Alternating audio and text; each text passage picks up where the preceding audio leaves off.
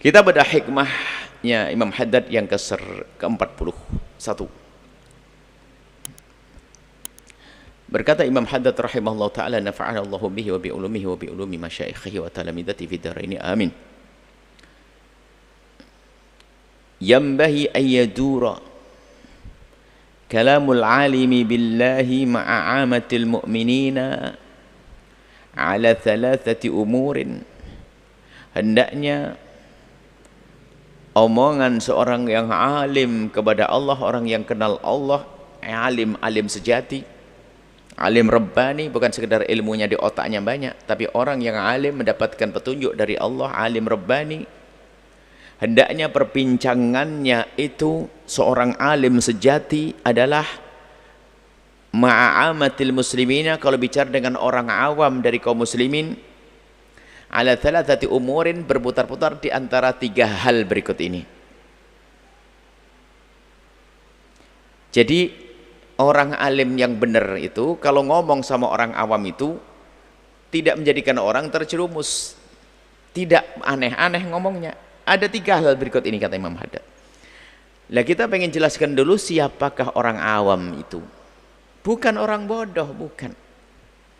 Amatin nas itu kebanyakan manusia, artinya adalah orang-orang yang tidak sempat belajar agama secara khusus, biarpun dia sangat hebat di dalam urusan kedokteran, urusan politik, urusan yang lainnya. Jadi biarpun Anda seorang dokter hebat, bahkan presiden, jika urusan ilmu agamanya tidak banyak belajar, maka Anda golongan orang kebanyakan. Sebab antara orang alim dengan yang tidak alim kan lebih banyak yang tidak alim, bukan orang bodoh. Jangan diterjemahkan amatun nas orang bodoh. Bukan. Di dalam urusan agama. Maka nanti sebaliknya, jika sudah bicara tentang ilmu kesehatan, biarpun seorang ustadz, kalau tidak mengerti ilmu kesehatan, berarti saya awam urusan ilmu kesehatan. Seperti kebanyakan orang. Jadi jangan langsung merasa bahwasanya disebut orang awam langsung tersinggung, marah. Dokter di sini orang awam selagi dia tidak belajar ilmu agama, belum belajar ilmu agama dengan khusus. Politikus dan yang lain sebagainya, insinyur sama awam. Artinya amatun nasi, orang yang tidak punya banyak kesempatan belajar ilmu agama. Karena dia tidak punya banyak kesempatan belajar ilmu agama, akibatnya apa? Ya, ilmu agama yang dibutuhkan bukan yang pelik-pelik, yang sederhana, yang sekiranya mudah dia untuk melaksanakannya. Berkaitan dengan fardu kifayah, hal-hal yang wajib, asasiyat, yang asas saja. Kata Imam Haddad, kalau ente orang alim, hati-hati. Kalau ngomong sama kebanyakan orang, harus dipilah dan dipilih. Paling tidak omongan orang alim sejati itu tidak keluar dari 3 berikut ini. Artinya 3 hal ini sangat penting. Jangan menjerumuskan orang dengan ceramah-ceramah yang bulat bikin orang pusing, yang aneh-aneh. Apakah itu dalam istilah tasawuf, berakidah, fikih bulat? Ya? Belajar fikih bab air, mau wudu, bab air, ustadznya mungkin terlalu pinter air, tapi bukan seorang yang ahli hikmah, bukan orang yang bijak. Air mustakmal, madhab Syafi'i 6 bulan. Nah, akhirnya ngomong, kapan saya sholat bahas air itu 6 bulan. Kalau sama orang awam urusan air gak orang pusing. Mana air? Kalau bicara air yang dipakai wudhu, sudahlah. Yang ente pakai minum asli sudah pakai wudhu. Nggak usah pakai air musta'amal adil begini. Bulat dia 6 bulan belajar ilmu wudhu, masih air tok. Kalau sama orang awam bukan harus begitu. Untuk pakai wudhu nih, ini air asli, ya, tidak bercampur apapun, tidak kena najis, selesai. Pakai wudhu.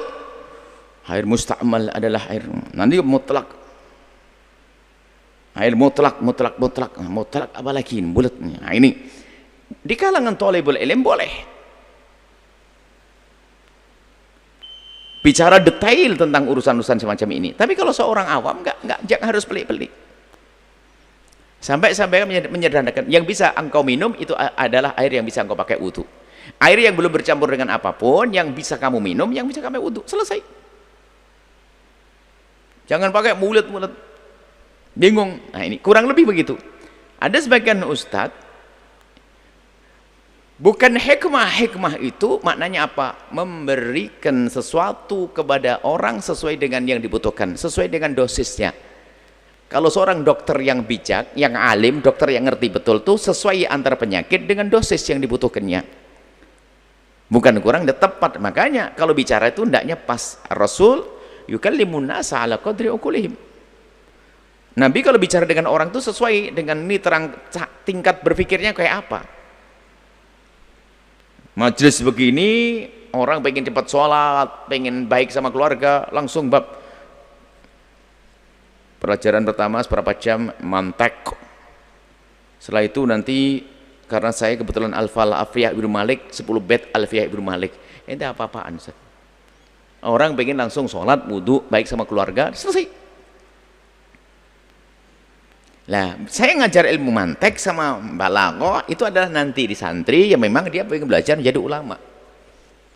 Kurang lebih seperti itu gambarannya. Nah, Imam Haddad memberikan petunjuk sederhana. Omongan orang alim kepada kebanyakan orang, bukan kepada santri ya, bukan kepada penuntut ilmu khusus, kepada kebanyakan orang, apakah di televisi, di radio, ini ada seputar at-tadhkir bin ni'ami, mengingatkan akan karunia Allah, mengajari syukur. Kalau ini kunci ini dipegang beres, nggak ada orang stres, nggak ada orang yang hidupnya kebingungan.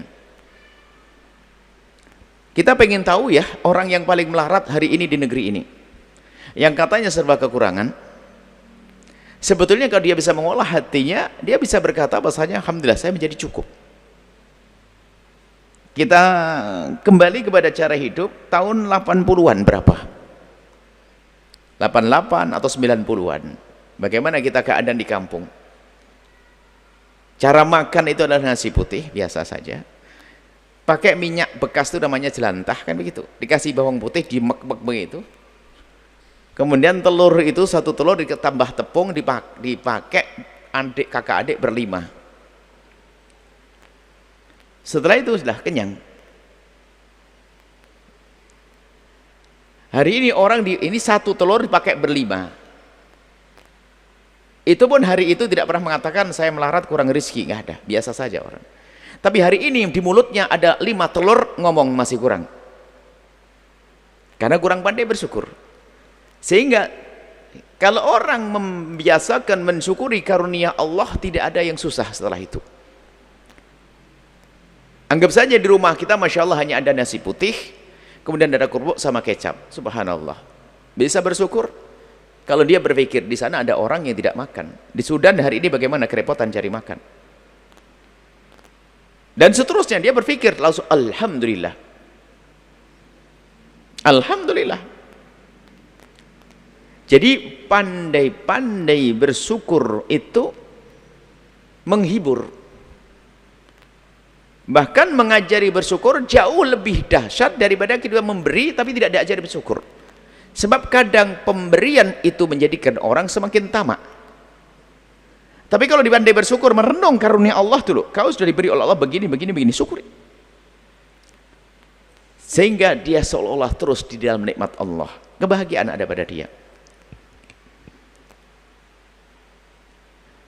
Dulu pakai sepeda, engkol, sudah luar biasa. Bisa saja di kampung paling kaya. Kemudian ada orang punya motor. Di kampung kita itu ketahuan yang punya motor hanya 2 orang.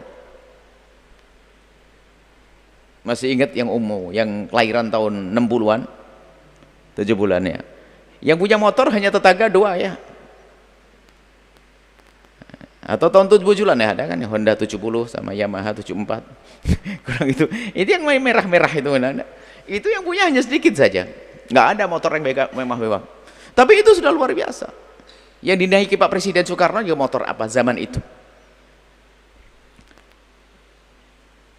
Nah, di saat dia, kalau kita merenung, melihat karunia-karunia yang Allah berikan pada kita, maka setelah itu yang ada hanya syukur. Bukan sedih, berkeluh kesah, dan seterusnya. Maka sebaiknya seorang alim itu, di saat berbincang dengan orang awam, pertama, tadhkirun bin ni'ami.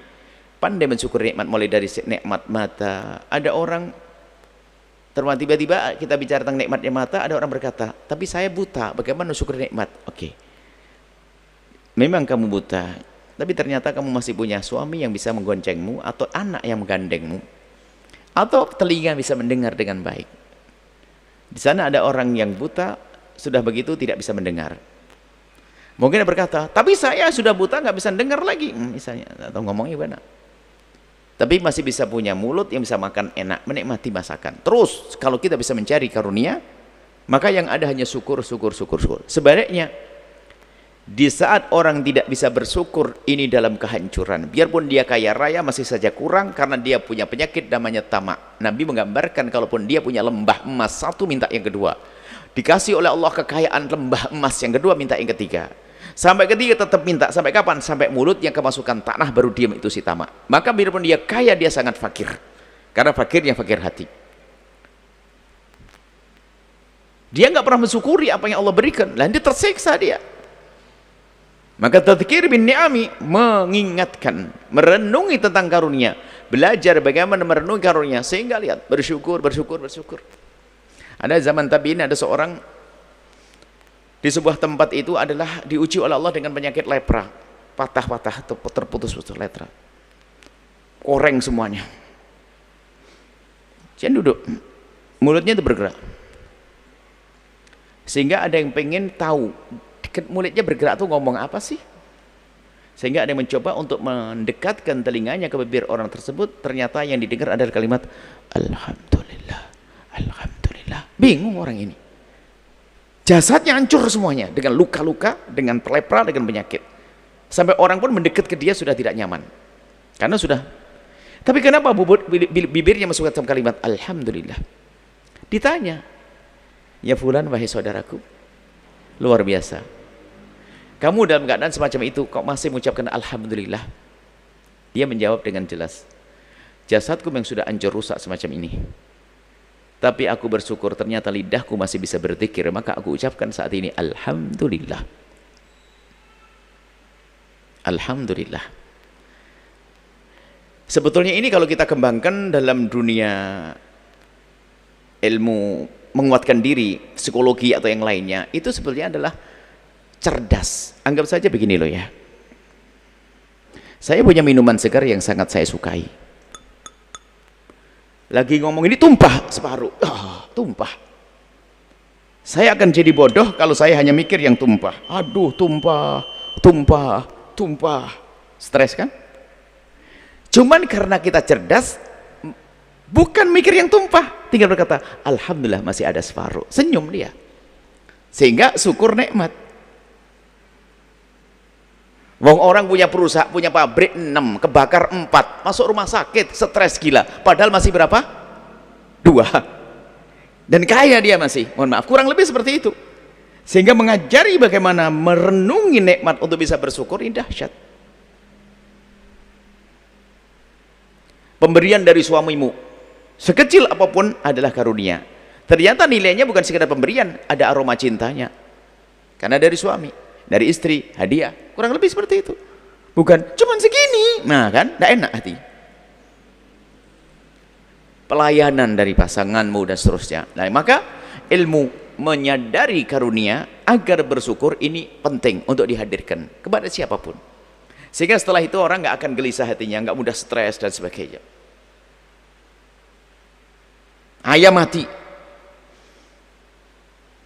mikir, memang kalau dipikiri dipantengin terus langsung berdiri hidup lagi, enggak, sudah setelah ayam mati ditanam selesai, tinggal lihat ayam yang masih hidup yang lari-lari, dan begitu seterusnya.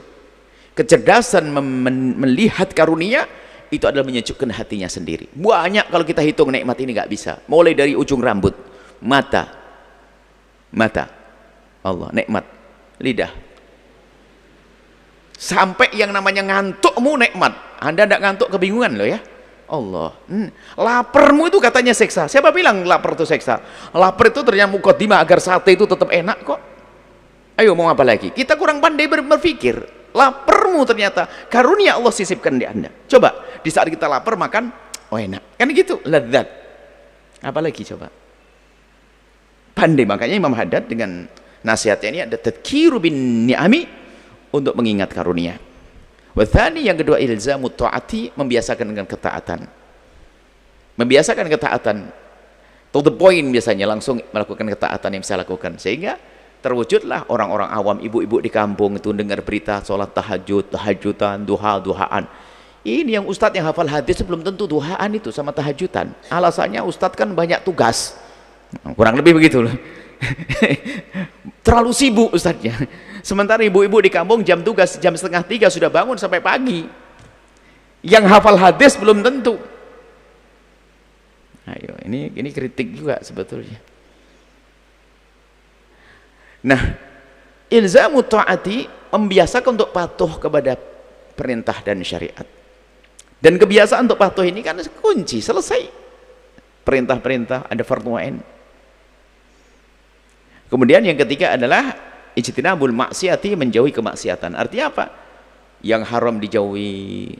Sehingga hidupnya enak, jangan muluk-muluk. Yang haram ini nggak boleh, makan ini nggak boleh, ini dosa. Sehingga kita temukan orang awam di kampung itu lebih hati-hati daripada yang punya ilmu sekaligus. Ini boleh nggak? Astagfirullah, jangan-jangan haram. Jangan-jangan nggak boleh. Ada kewaspadaan, takut masuk di dalam keharaman. Sehingga tadi 3 kata Imam Haddad. Perbincangan seorang alim hendaknya berputar-putar di sekitar bagaimana mengingatkan kita akan karunia.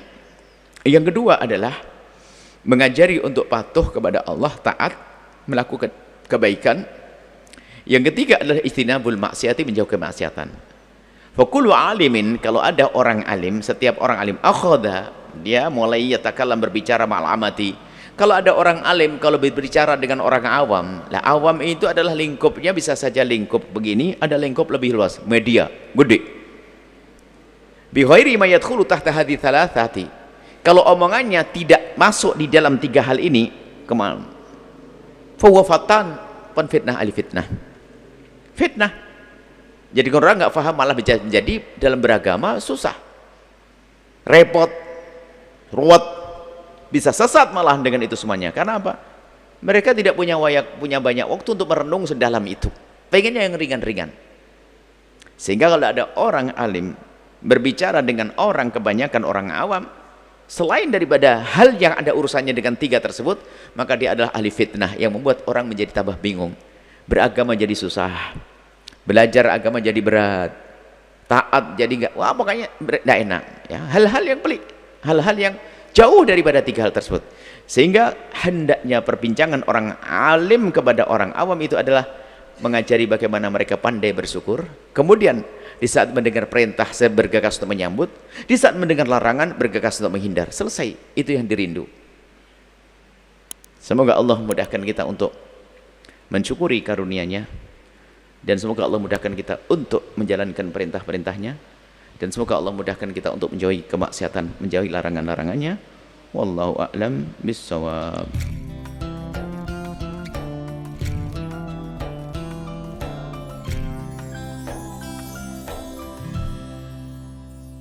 Sahabat Al-Bahjah TV, setelah menyaksikan video ini, jangan lupa bersolawat kepada baginda Nabi Muhammad. Shollu ala Nabi Muhammad. Allahumma sholli alaihi wa ala alihi wa sahbihi.